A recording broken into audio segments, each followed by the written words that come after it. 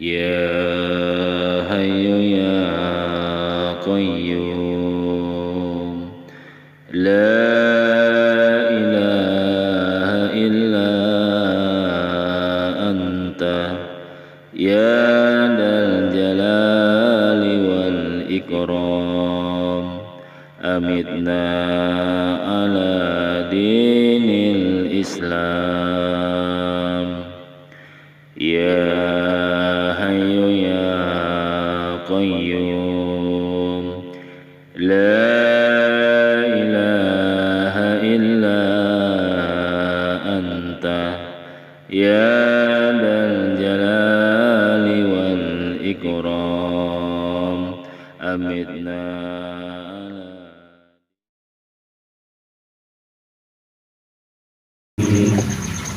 Bismillahirrahmanirrahim. Alhamdulillahirabbil alamin. Wassalatu wassalamu ala asyrofil anbiya'i wal mursalin Sayyidina wa maulana Muhammadin sallallahu alaihi wasallam.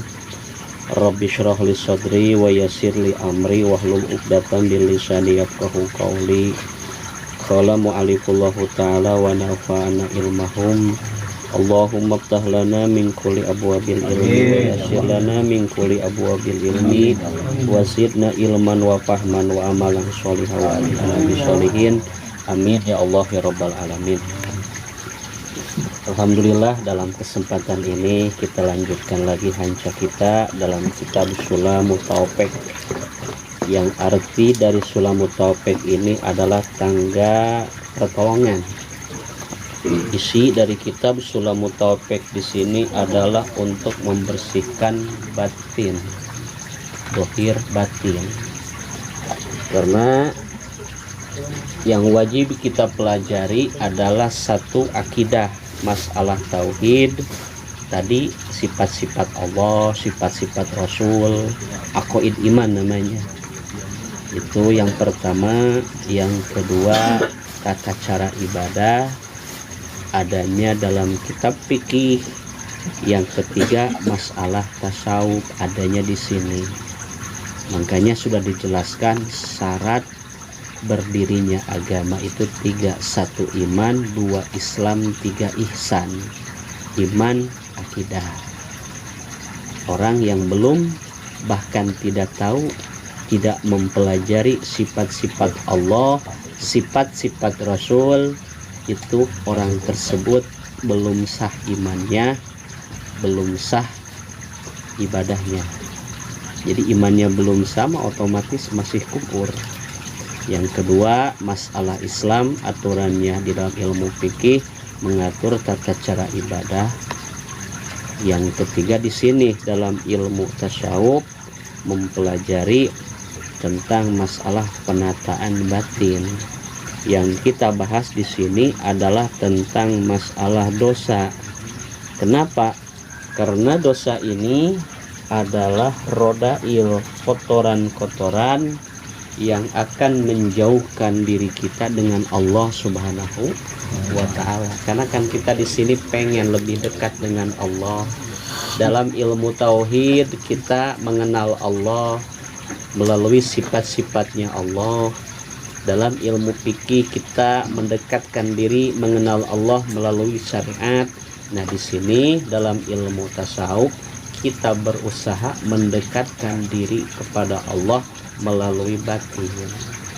Cuman di sini tidak akan pernah bisa dekat dengan Allah, perasaan ini, batin ini, kalau diri kita penuh atau banyak dengan dosa. Di sini dibahas kemarin ada yang namanya dosa kolbu, hati, terus ada dosa mata, ada dosa kuping, ada dosa mulut. Yang kita bahas di sini adalah dosa tangan. Dibahas di sini tentang masalah dosa agar kita tahu, oh ternyata ini dosa, ini salah. Agar kita tahu mana yang salah, mana yang bukan, mana yang dosa, mana yang bukan. Ketika kita melaksanakan dosa-dosa yang sudah dibahas kemarin, agar tujuan kita memperbaiki dengan cara bertobat. Karena mata ini bisa menjadi hijab antara kita dengan Allah. Kuping ini bisa menjadi hijab antara kita dengan Allah.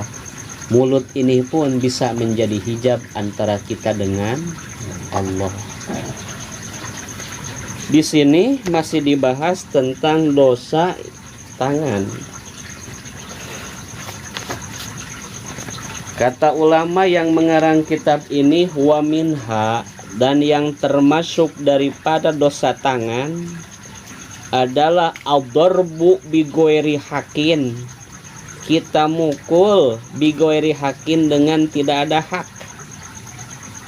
Ini mah sembarangan baik, main gampar baik, nah itu dosa tangan. Kecuali ada hak, dihilapi ma'idha kana bihakin. Kecuali kalau dia mukulnya punya hak. Seperti mana? Kader bin nasijati wasobi dataroka sholah. Mukul bocah yang usianya udah berapa tahun, 10 tahun kagak mau sholat, boleh dipukul itu mah. Kita punya anak usianya udah 10 tahun belum mau sholat, kata Nabi boleh bocah tersebut dipukul, tapi mukulnya yang tidak bikin jadi cacat atau bikin jadi luka. Boleh. Kalau sembarangan pukul memukul memangkat tangan ini akan berdosa. Jadi di antara dosa tangan ini kita mukul tanpa ada haknya. Itu jadi sekarang mah gak boleh sembarangan pukul memukul. Iya. Itu.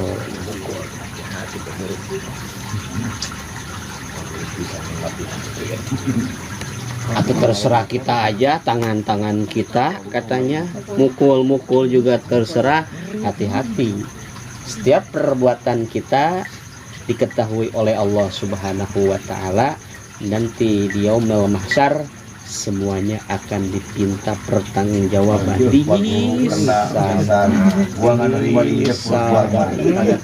Dihisab ketika mukul seseorang. Datang orangnya nanti di yaumul kiamah, saya dulu dipukul sama Pak Guru katanya. Di sebelah mana mukulnya? Di sini pisan katanya, di leher. Nah, nanti balasannya seperti apa nanti di yaumul kiamah? Dipukul lagi. Jadi segala hal pun nanti ada tulisannya, ada kameranya. Makanya kan ada mungkar, ada siapa? Ada Raqib Atid di sini tugasnya untuk mencatat perbuatan kita, baik yang bagus ataupun yang buruk. Nanti ketika di yaumul mahsyar kita tidak bisa ngeles. Mau ngeles kemana? Mungkin di dunia mah kita bisa nyewa pengacara yang kondang lah, semacam Hotman Paris mungkin. Tetapi di akhirat kita tidak akan bisa ngeles kemana-mana. Al-yawma nakhtimu ala afwahihim wa tukallimuna aydihim wa tashhadu arjuluhum bima kanu yaksibun. Ketika di yaumul mahsyar di hadapan Allah mah mulut dikunci, yang ngomong mah tangan pisan. Kata tangan teh ini pisan, yang pegang dada teh katanya ngomong. Tangan ini akan ngobrol, kaki ini akan ngobrol. Kenapa katanya nanti di yaumul mahsyar mulut dikunci? Karena mulut ini suka berbohong. Karena mulut ini kan suka apa? Jadi berisik banget. Di akhirat itu berisik banget, orang rame banget. Nah, ketika rame tersebut dikuncilah oleh Allah.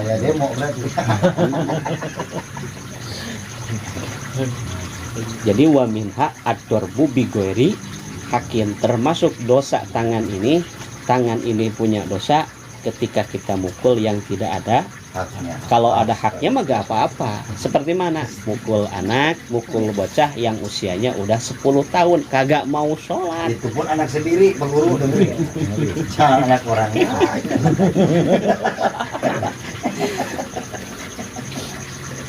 Aduh, ribet ini aja. Ini lewat ini. Buruan nah, buruan. Batin saya begitu mau lewatin aja. Yang jadi dalil Allah berkata wallazina yu'dzunal mu'minina wal mu'minati bighairi maktasabu faqad ihtamalu buhtana wa itsman mubina. Jadi kata Allah dalam Al-Qur'an orang-orang yang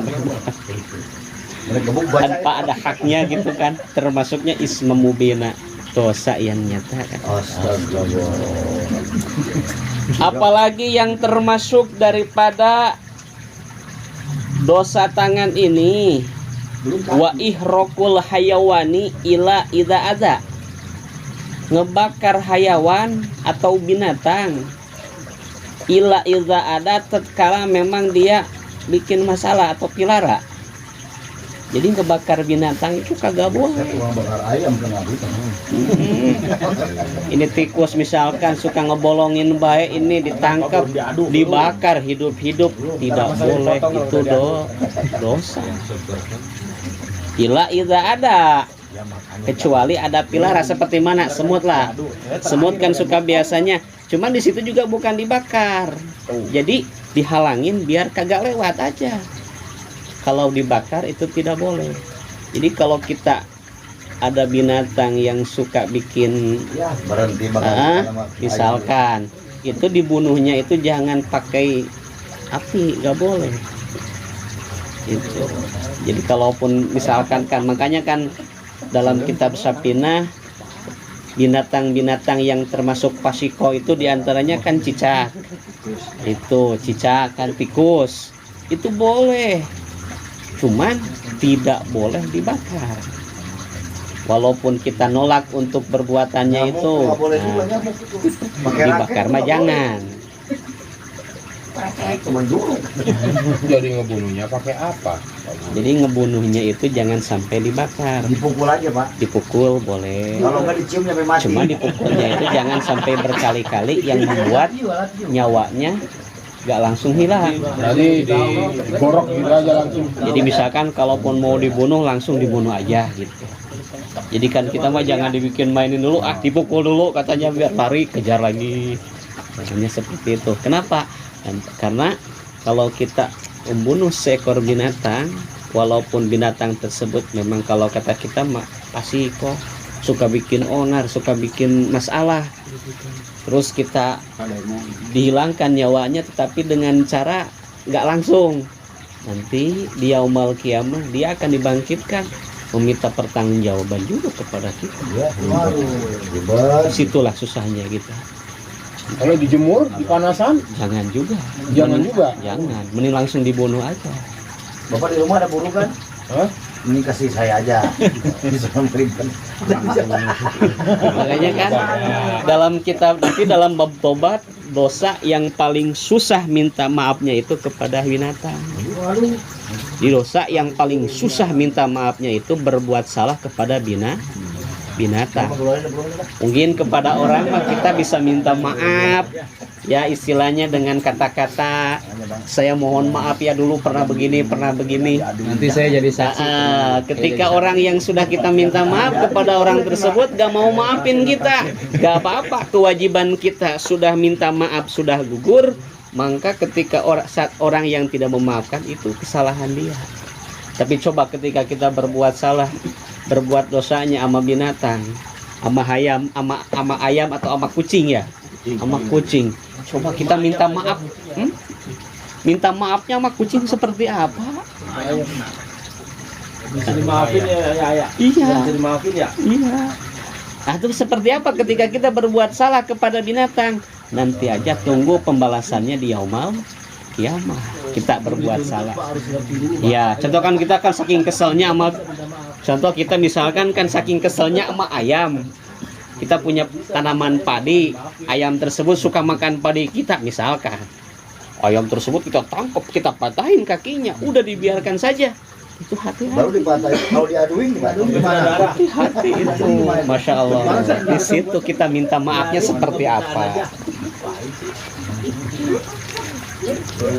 Jatuhnya dosa besar apa dosa sedang? Termasuknya dosanya memang dosa yang bukan dosa besar juga, cuman itu bahayanya itu nanti kita di yaumul qiyamah pertanggungjawabannya seperti itu. Udah mah kita dosa banyak yang belum kita tobatin secara dosa kita udah ini, belum dosa-dosa yang lain. Punya apa-apa di rumah dah.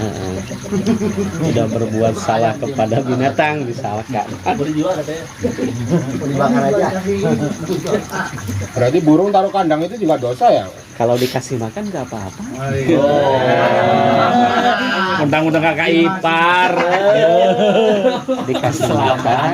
Tapi kalau cakepnya mah itu kalau punya piaraan mah dikasih pasangannya. Kasih pasangannya. Dikawin sama itu kan pura-pura nggak mau dia.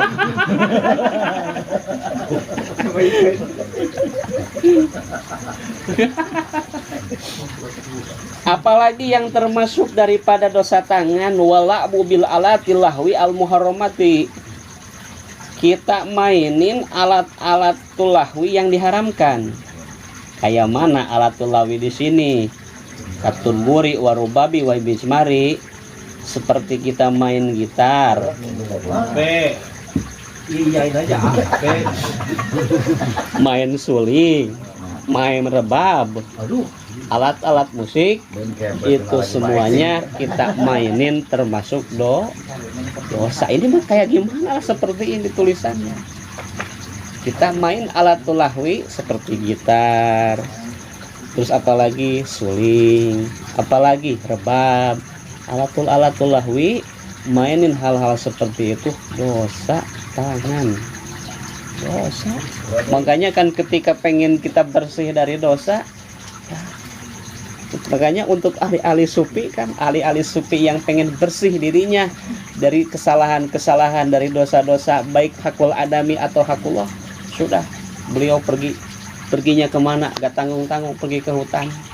Kenapa? Takut dosa-dosa dilaksanakan. Mereka minggir ke pinggiran. Kenapa? Khawatir. Jadi dosa-dosa ini gitu.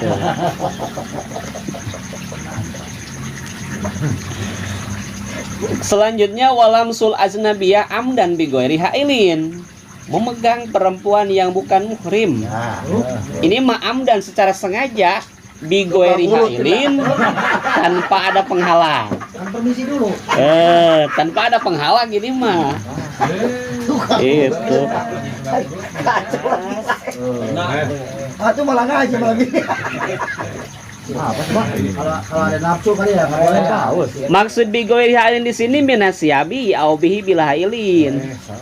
Tanpa ada penghalang, contoh kita seperti kain. Bisa watin dengan memakai syahwat. Pakai baju. Yang penting ada rasa. Nggak mungkin normal tuh. Kacau. Jadi yang termasuk dosa tangan adalah bersentuhan atau memegang perempuan yang bukan muhrim secara sengaja tanpa adanya penghalang, dengan adanya syahwat atau tidak. Makanya kan sebenarnya itu ketika kita salaman dengan perempuan yang bukan muhrim, salaman disebutnya apa ya? Salaman itu disebutnya musofahah. Itu sebenarnya bukan ngurangin dosa, malah nambahin dosa. Kita salaman dengan perempuan di jalan, mungkin kita dosa kita hilang. Padahal di sini kalau kita lihat bersentuhan kulit laki-laki dengan perempuan yang bukan muhrim tanpa adanya penghalang, mau ada syahwat atau enggak, itu termasuk daripada haram. Berarti cipika-cipiki boleh. Cipika-cipiki boleh. Kan nggak boleh salaman. Langsung peluk aja. Itu salaman aja udah gak boleh, apalagi seperti itu. Nah ini makanya sumpah pipi aja, apalagi seperti itu. Karena kan dalam penjelasannya sesuatu yang haram dilihatnya, maka megangnya itu sangatlah tidak boleh, haram. Ketika dilihatnya itu haram, Melihat aja udah. dipegangnya apalagi. seperti itu. Ya, besok kita jalan tutupan sarung. Wah, boleh Pak. Boleh, Ya, boleh. sarung dibalik, kelihatan ininya matanya doang. Buat cadar yang bagus. Hah? Licik itu semua. Dia ngeliat ke kita. Nanti ini begal dari mana? Mantap. Berarti saya harus pakai sarung kalau dari tong di jempal. Sedikit lagi. Waman uzakati au ba'diha ba'da wuzubi. Yang termasuk daripada dosa tangan adalah tidak atau mencegah mengeluarkan zakat ba'dal wujubi setelah dia wajib zakat. Jadi orang-orang yang sudah wajib zakat dia ngalangin kagak ngeluarin zakat itu dosa. Ba'dal wujubi setelah wajib. Jadi setelah wajib zakat itu kalau zakatul mal itu setelah dia nisab dan ba'dal haul setelah sempurna satu usaha. Ba'dal haul setelah 1 tahun awalnya dari bulan Syawal. Nanti pas Syawal itu dihitung-hitung ada enggak sudah nisabkah belum. Ternyata sudah nisab kita kagak dikeluarin zakatnya, maka itu termasuk dosa tangan kita. Dosa tangan itu. Dosa tangan. Bang syukur Pak. Kok dosa tangan sih kalau dosa aman. Aku sana aja Mas Manundu. Jadi kagak ngeluarin zakat itu dosa tangan kita kagak ngeluarin. Untuk ke dalamnya lagi malah apa lagi? Makanya dalam Al-Qur'an ke dalam hadis la sholata wala zakatala. Orang yang tidak zakat itu sholatnya tidak sempurna. La sholata wala zakatala. Orang yang tidak menunaikan zakat sholatnya pun tidak sempurna. Ya Allah ya Allah. Itu. Jadi kagak ngeluarin zakat setelah dia wajib. Saking sayangnya mungkin sama hartanya, walaupun sudah nisab zakat juga kagak dikeluarin, bagian aja katanya. Itu tidak boleh. Berarti ini khusus untuk pengusaha. Untuk pengusaha, untuk orang-orang yang punya harta, baik itu hartanya berupa perhiasan emas perak atau berupa sandang pangan, makanan atau binatang piaraan, itu wajib zakat. Karena yang wajib dikeluarkan zakat itu emas dan perak. Orang Jawa emas semua. Emas perak. Terus yang wajib dikeluarkan kalau binatang piaraan. Terus apalagi yang wajib dikeluarkan itu tanaman yang biasa kita makan untuk di alat kekuatan. Yang terakhirnya rikad sama makdan. Rikad sama makdan itu kalau rikad pertambangan emas perak, kalau makdan adalah barang temuan disebut harta karun. Wajib dijakatin juga. Wajib dijakatin juga. Untuk perhitungan zakat seperti binatang peliharaan. Itu bagaimana menghitungnya? Jadi penghitungannya kalau untuk kambing 40, kalau untuk ukuran sapi 30 ekor, untuk unta itu 5 ekor. Burung 5 ekor. Kalau burung mah 5 ekor. Kalau unta, jadi mulai dia punya 5 ekor unta sudah wajib zakat. Hitungannya? Hitungannya nanti kambing gua satu. kambing satu. Kambing satu, kalau punya onta 5. Kalau punya unta 5, kalau kita sudah punya unta 5, jadi wajib dia ngeluarin zakat. Sanes, doma. Kalau punya kambing 40, wajib ngeluarin zakat. Nah itu.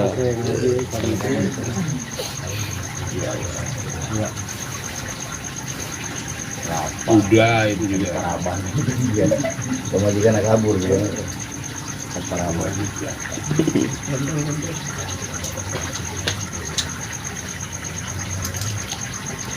Atau au itauha zakati malayastahiquha, dikeluarin zakatnya mah tapi dikasihnya kepada siapa? Layastahiquha, orang yang kagak punya hak untuk nerima. Dikeluarin zakatnya mah sudah, tapi dikasihnya ini mah kita kasihnya sama keluarga aja mungkin, atau sama orang-orang mungkin kerabat atau teman-teman, tapi bukan haknya. Yang namanya hak zakat itu disebut mustahik zakat ada 8. Fakirun, miskinun, amilun, mu'alafun, rikobun, gorimun, sabirullah ibnu sabil, keluar dari 8 bukan termasuk mustahik zakat. Ini mah kita zakat dikeluarin, tapi dikasihnya bukan kepada mustahiknya, maka itu pun sama hukumnya dosa bisa. Dosa dikasihin aja mungkin sama teman aja, padahal teman-teman kita semuanya bukan termasuk mustahik zakat. Disebut fakir enggak, disebut miskin sudah pada hebat. Wah, itu jangan. Carilah orang-orang yang hak untuk menerima zakat, karena kita menahan tidak mengeluarkan zakat dosa, mengeluarkan zakat diberikan kepada yang bukan mustahiknya itu pun dosa juga. Satu lagi, wataswirul hayawan, yang termasuk daripada dosa tangan adalah menggambar hayawan.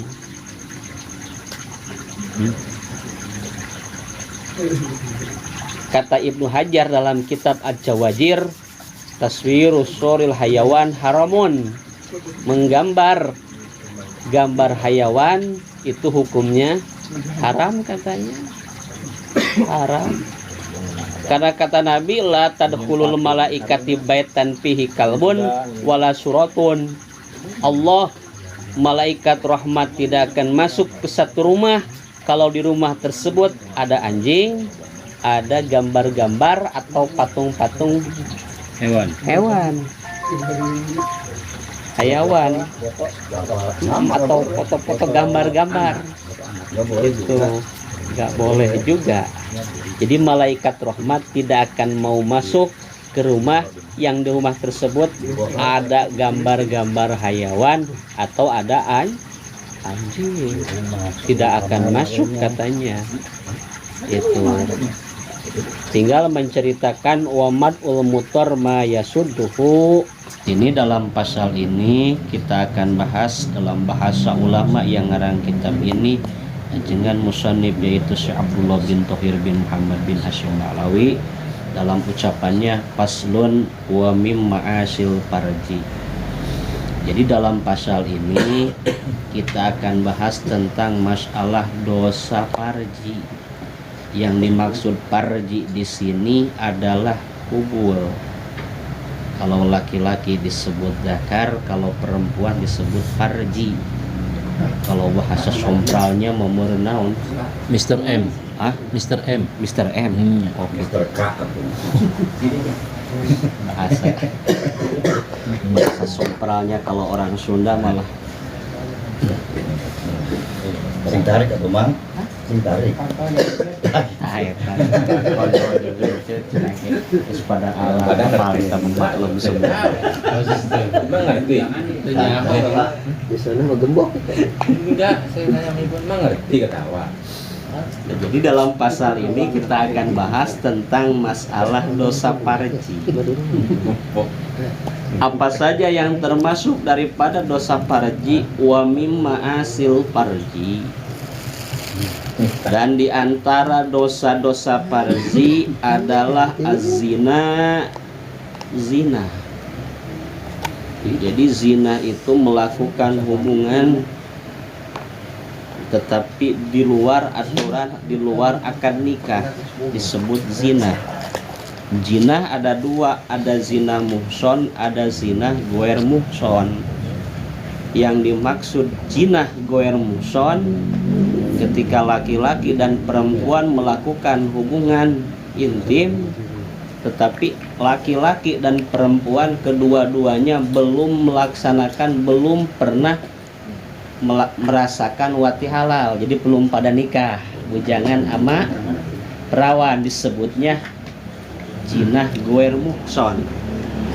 Kalau yang sudah pada nikah mah disebut jinah muhson. Itu. Ini masalah jina sudah dijelaskan oleh Allah Subhanahu wa taala dalam Al-Qur'an, wala taqrabuz zina. Lah di situ kan laknatnya, jangan engkau dekat-dekat dengan zina, karena zina itu termasuk fahisah, kejelekan.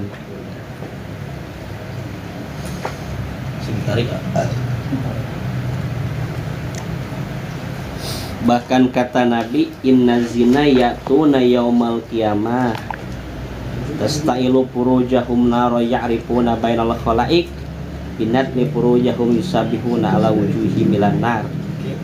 Jadi kata Nabi, orang-orang yang melaksanakan zina ketika hidup di alam dunia nanti dikumpulkan di yaumal qiyamah itu parji-parjinya itu menyala dengan api. Ya'rifuna bainal khalaik, semua orang pada tahu. Taunya bagaimana? Binatnin, bau. Jadi bau sekali. Gitu. Jadi di antara dosa parji ini adalah bahkan zina ini termasuk dosa besar. Dosanya dosa besar. Yang selanjutnya yang termasuk daripada dosa parji ini adalah walilwati. Liwat. Apa itu liwat? Ilajul hasyafah au qadriha fi duburin. Fi duburi dzakarin au unsa. Jadi yang namanya liwat ini adalah memasukkan hasyafah au qadriha atau kira-kira hasyafah ini memasukinnya fi duburin, di belakang. Disebut anal sek ya, namanya disebut anal sek. Kalau besok macaan gitu. Masukinnya mah pidakarin au unsa, laki-laki atau perempuan. Berarti kalau laki sama laki-laki mah disebut katanya homo. Ini mah atau pada perempuan, baik istri sendiri atau bukan, itu hukumnya haram, tidak boleh, termasuk dosa parji. Bahkan dalam kitab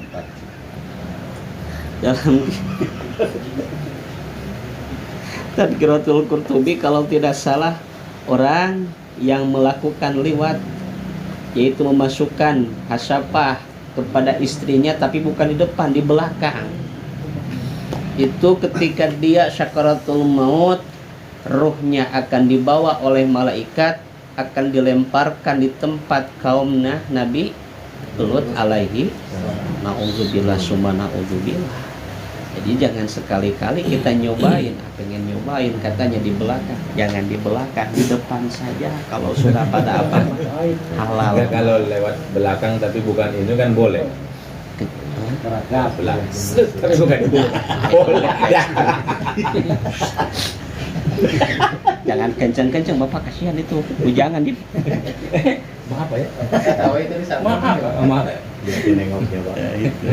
Bukan bujangan yang kasihan mah yang jauh sama istrinya. Yang dia ngomongin lagi itu Dapat lain, Pak. Malah kata Nabi sallallahu alaihi wasallam, la yandurullaha illa rajulin ata rajulan au imra'atan fi dubur. Allah tidak akan memandang orang-orang yang mendatangi keluarganya, istrinya, apalagi dengan laki-laki lain fi dubur, di belakang. Jadi Allah tidak akan memberikan rahmat, Allah tidak akan melihat orang-orang yang mendatangi istri-istrinya yang melakukan hubungan bukan di depan, ini mah di belakang. Dosa termasuk.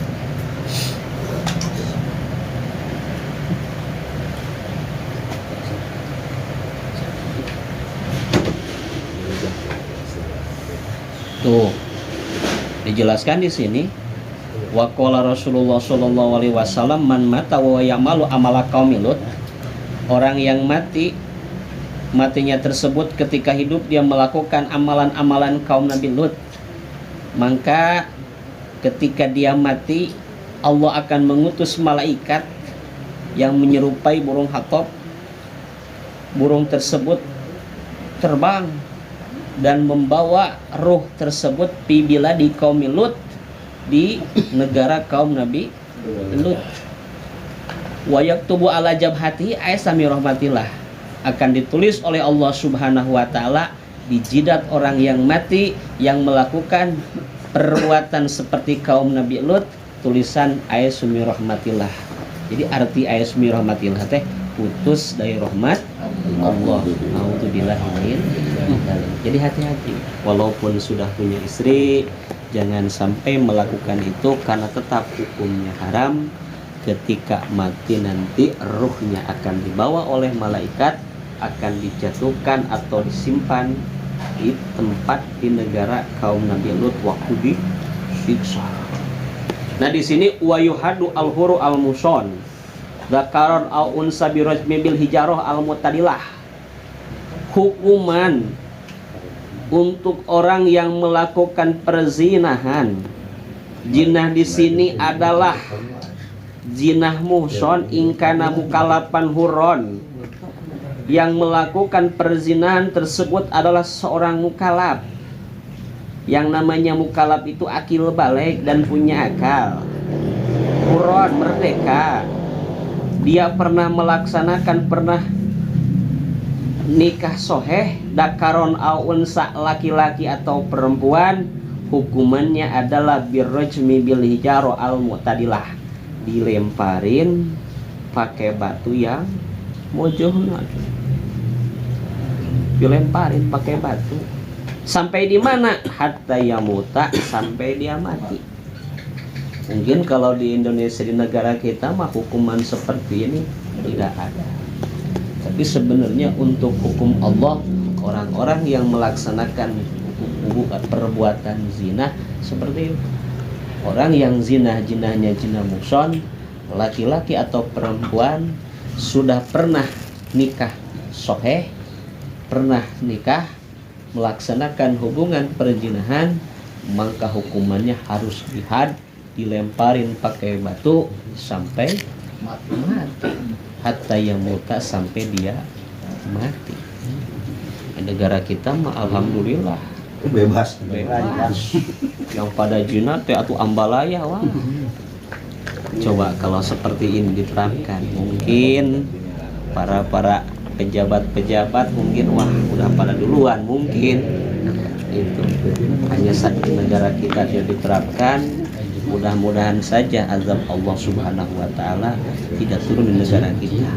Amin. Sedangkan kan kata Allah wa man lam yahkum bi ghairi hukmillah faulaika humul fasiqun. Orang-orang yang memakai hukum tanpa memakai hukum Allah termasuk orang-orang yang fasik. Naudzubillah min dzalik. Tapi hukumannya lah seperti ini. Orang-orang yang melakukan zina, jinahnya zina muson, harus dilemparin pakai batu sampai dia mati. Bagaimana kalau orang yang melaksanakan jinahnya di sini mah jinahnya goer muson? Yang dimaksud zina goer muson teh ini mah laki-laki dan perempuan yang masih pada bujang dan perawan, belum pada nikah, udah gak kuat mungkin. Nah mereka melaksanakan, disebut jinahnya jinah goer muson, hukumannya adalah bimi ati jaldah, dicambuk, dipukul berapa kali? 100. Pakai apa? Pakai lidi ya?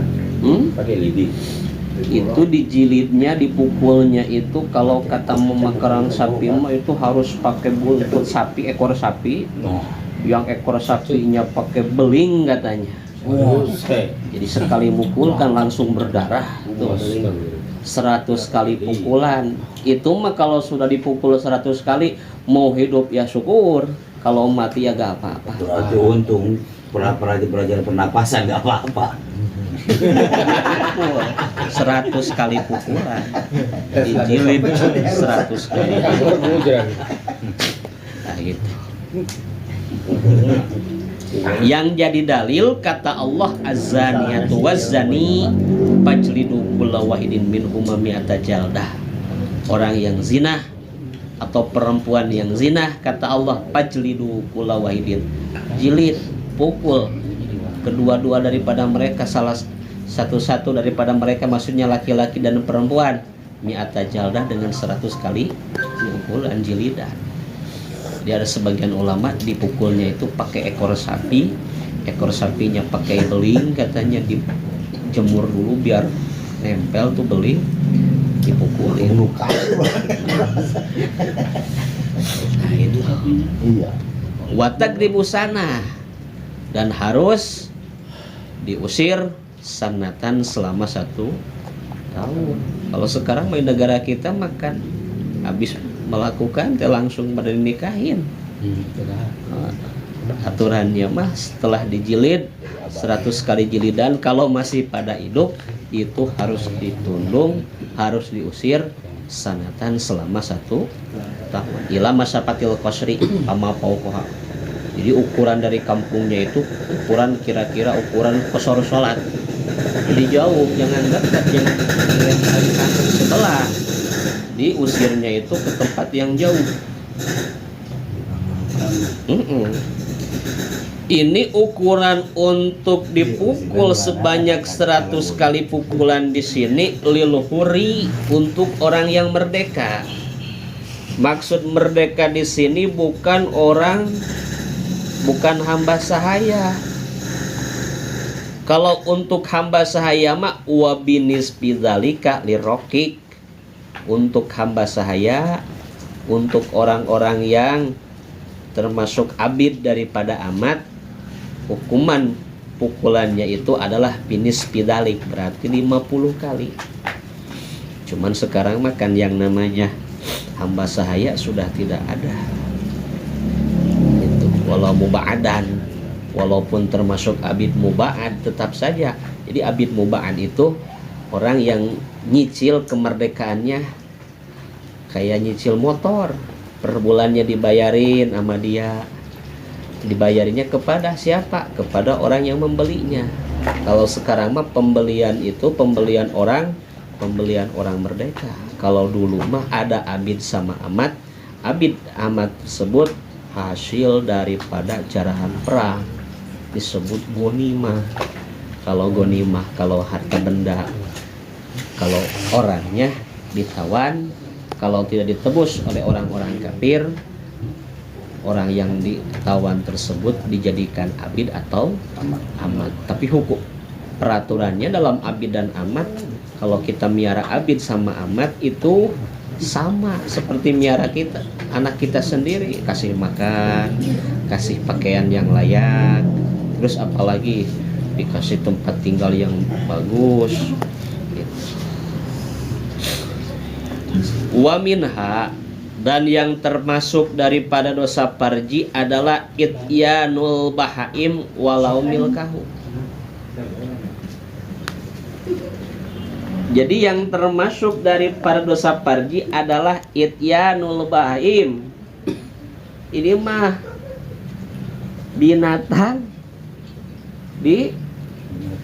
iya. Jadi diapain ya? iya, ngejalangin binatang. Walaupun milik sendiri. Teli. Punya kambing misalkan. Tukang kambing bisa. Punya bebek misalkan. Punya ayam misalkan. Daripada ini lebih badir katanya. Dosa di sini termasuk daripada dosa parji adalah ityanul bahaim. Tidak boleh. Walaupun milik sendiri.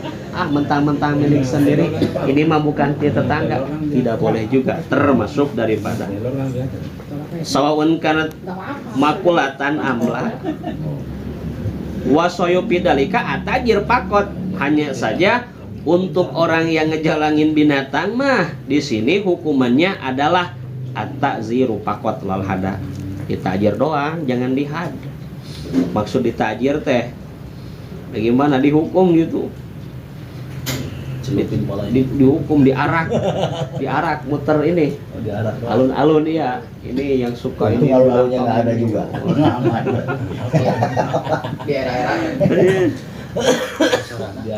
Ini terjadi ketika liqauli Ibnu Abbas radhiyallahu anhuma laisa 'alal ladzi ya'til bahima haddan. Tidak ada had, tidak ada pukulan, tidak ada hukuman untuk orang yang mendatangi binatang. Hanya saja caranya itu ditajir, diarak, biar pada tahu nih orang yang suka ini binatang seperti ini nih, tingkahnya kayak begini. Nah, itu Masya Allah. Yang mana yang ini? Bunyi bang, gitu. Ini Pak, tadi saja pihak miara mati mulu. Sekarang kelinci 2, seperti nyut tadi. Kalau yang di ini yang dibuka pakai kerudung lebih bagus mah. Pak, diaraknya ya. Apa Pak? Nah, bunyi. Ngomong apa sih Pak? Gitu. ngomong itu jelas Rizky guru diarak. Gak bilang jambon. Siapa ceweknya? Dia dituntut embe. arak mau berboto Pak. Ampun. Arak mau berboto Pak. Jangan Ki ya. Berkerat. Wal istimna'u biyadi goiril halilati, yang termasuk daripada dosa parji adalah istimna. Istimna di sini ayat ta'amada ingzalil ma'i, sengaja ngeluarin sperma biyadi goiril halilati, dengan tangan perempuan yang halal. Jadi onani ini Pak. Nah, mengeluarkan sperma pakai tangan sendiri itu hukumnya haram. Atau biyadi goil halilati, bagaimana kalau dengan istri yang sah? Nah, di sini yang dimaksud goil halilati teh aizawajah wal amat, istri atau amat. Amma huwa bihima fajaizun. Tapi kalau ngeluarinnya sama perempuan sama istri kita memboleh katanya.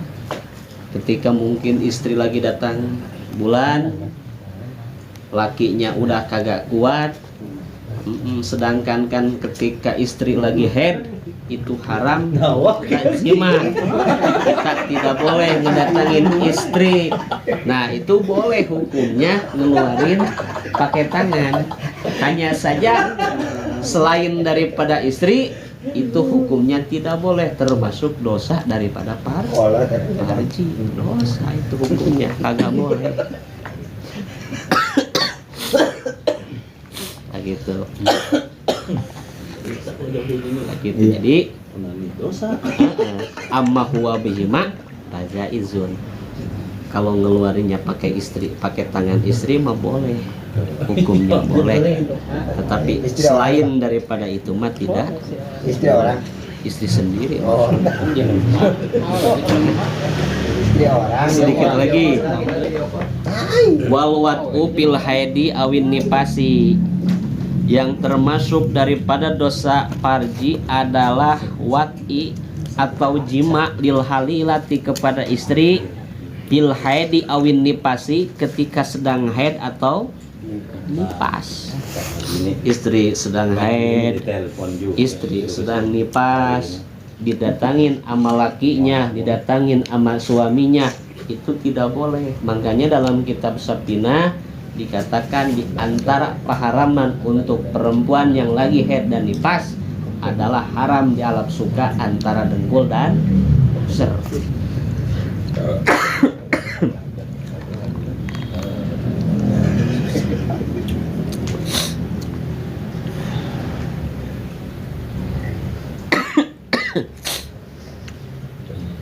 Malah di sini dikatakan wa yusanu liman wati al haid, sunat untuk orang yang wati ketika istri lagi haid, bi kubuliha, dari kubulnya, idza kana amidan muhtaron aliman bitahrim, ketika dia tahu sengaja tahu ini itu termasuk haram. Apa? Ayatasoddaqo bidinarin, harus sunat dia sodakoh bidinarin au bima yusawihi, jadi sodakoh dengan uang dinar, au bima yusawihi, atau yang sama dengan dinar. In wati'ah fi iqbalidam, ketika dia wati, ketika dia zima, ketika istrinya lagi haid. Jadi tidak boleh, walaupun istri sendiri ketika sedang haid, maka hukumnya haram, termasuk dosa daripada farji. Bahkan kan dikatakan lagi dalam kitab-kitab yang lain, orang yang mendatangi istrinya ketika sedang haid, maka ketika dia punya anak, itu anaknya akan jadi raja singa. Jadi bukan raja singa serem. Jadi ada yang ngatain anaknya itu adalah cacat. Mau anak bapak jadi singa. Raja singa. Jadi orang yang mendatangi istri ketika sedang haid atau nifas, atau mendatangi istri ketika malam takbiran Idul Fitri atau Idul Adha, orang mak ke masjid pada takbir, itu malah naik.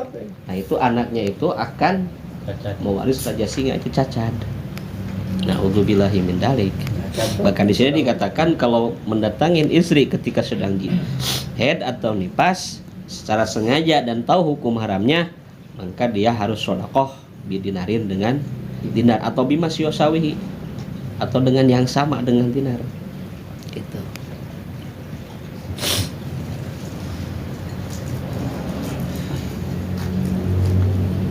Bahkan kata Nabi di sini, idza waqa'a rajul ahlau wa hiya fi haidin, di mana-mana terjadi hubungan suami istri ketika istri sedang haid, ingkana daman ahmaron, kalau seandainya darahnya berwarna merah, fal yatasaddaqo bidinarin, wajib sodako, harus sodako bidinarin dengan dinar. Wa ingkana asparo fal yatasaddaq binisfi dinar, kalau seandainya warnanya sudah kuning, aspar itu kuning kan, jadi udah agak merah, ada warna kuning, dia fal yatasaddaq binisfi dinarin, separohnya. Ini hadis diriwayatkan oleh Abu Dawud dan Imam Hakim. Au ba'da in kita ihima wa qoblal gusli, atau ini mah head dan nipasnya pas sudah beres, udah pada nggak ada darahnya, dilihat ya, wah udah gak ada darahnya, tapi di sini qoblal gusli, sebelum adus. Jadi kalau perempuan istri kita habis head, habis nipas, jangan langsung dinaikin dulu, itu hukumnya termasuk dosa parji. Jadi suruh dulu dia adus dulu, suruh mandi besar dulu. Kalau dinaikin sebelum adus, maka itu hukumnya dosa. Itu jangan ntar aja katanya mandi besarnya biar junub sama head nipasnya dibarengin aja, jangan. Jadi setelah darahnya habis, head atau nipas mandi dulu, setelah beres mandi ya itu mah terserah. Nah, itu. Au ba'dal gusli bila niatin, au ma apak disartin min surutihi, atau seandainya udah mandi mah sudah, mandi head, mandi nipas juga sudah, tapi di sini bila niatin, kagak pakai niat, lupa. Ya mandi mah sudah katanya tapi tadi lupa gak pakai niat, sama saja belum. Au pak disartin min surutin, atau agak nemu persyaratan, mungkin dia niat mah pakai, tapi dia pakai air yang bukan suci mensucikan, jadi pakai airnya mustakmal. Tetap saja ketika sudah adus kagak pakai niat, atau udah pakai niat tetapi sepi jauh atau tidak nemu persyaratan ketika adus, maka itu juga sama hukumannya, belum mandi besar, belum adus. Itu hukumnya haram, tidak boleh didatangin oleh suaminya. Dah suruh mandi dulu aja, santai baik. Nah gitu. Wa taksipu indaman yahrumu nadroh ilaihi, dan yang termasuk dosa daripada parji adalah taksyiful aurat indaman yahrumu nadroh, membuka aurat di hadapan orang-orang yang haram melihat kita. Oh, musim itu. Ilaihi au fil khalwati li ghairi gordin, atau ketika sendirian tetapi li ghairi gordin, kagak ada tujuan. Jadi termasuk dosa parji di sini, haram membuka aurat di hadapan orang-orang yang haram melihatnya. Maksud haram di sini bukan istri kita, ini mah di hadapan orang lain. Dibuka pisan auratnya, haram. Au fil khalwati, sendirian tapi kagak ada tujuan. Maksud tujuan di sini adalah apa? Ila taksib ila pimataja ila dalika. Tujuan di sini misalkan ada keperluan mau mandi atau mau menghilangkan kotoran atau apa saja. Nah itu mau boleh hukumnya.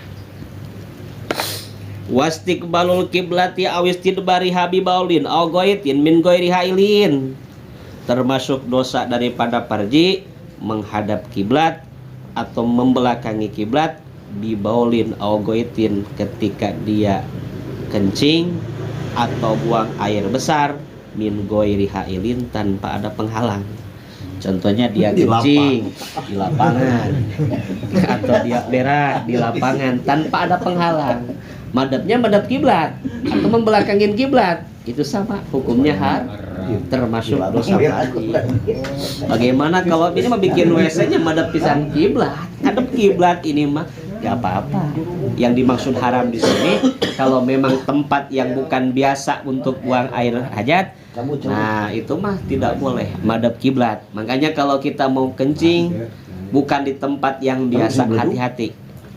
Ini masuk menghadap kiblat atau membelakangin. Nah itu.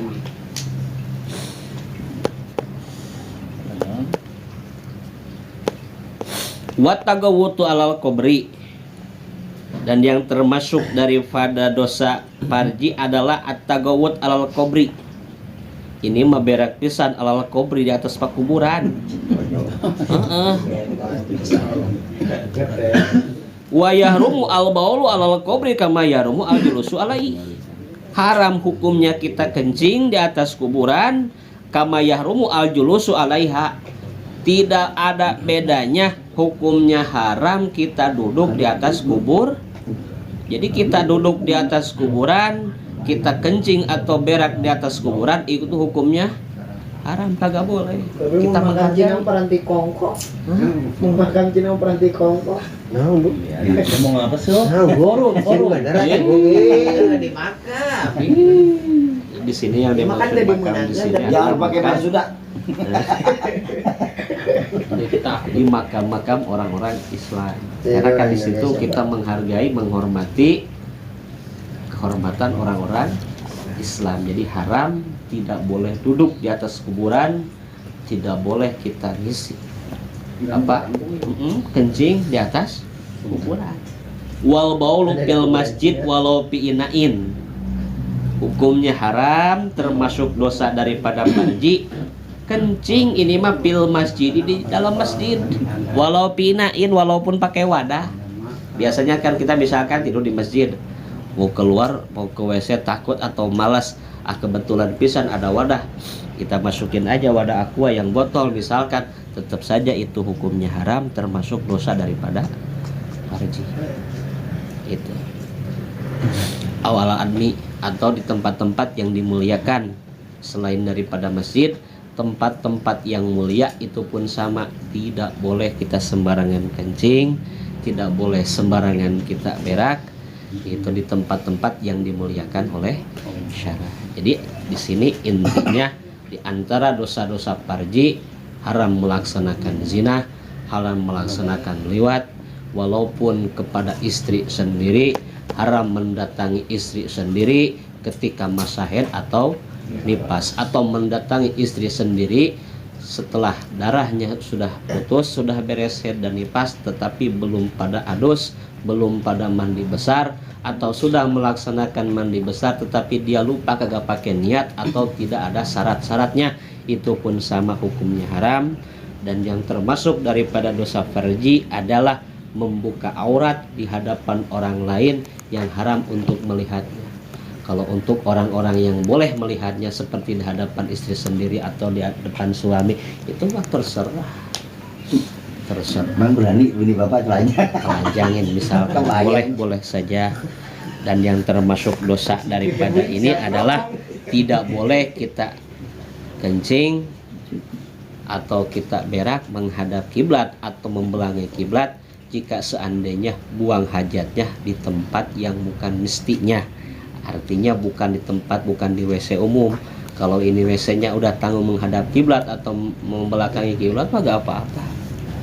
Itu. Dan tidak boleh kita kencing di atas kuburan, tidak boleh kita kencing di dalam masjid, walaupun pakai wadah atau di tempat-tempat yang diagungkan oleh Allah Subhanahu wa Ta'ala. Itu adalah termasuk dosa daripada farji. Hati-hati, karena kadang-kadang kita kalau lagi ini suka ada kadang tanggung ini mah katanya mau kencing dulu, padahal hati-hati. Biasanya yang tidak kita tahu mah tempat-tempat kosong yang sebenarnya tempat tersebut sudah diwakafkan untuk masjid. Hati-hati di situ juga, kan banyak kan sekarang mah ada tempat wakafkan untuk masjid. Hati-hati. Tidak boleh juga. Paslun tinggal menceritakan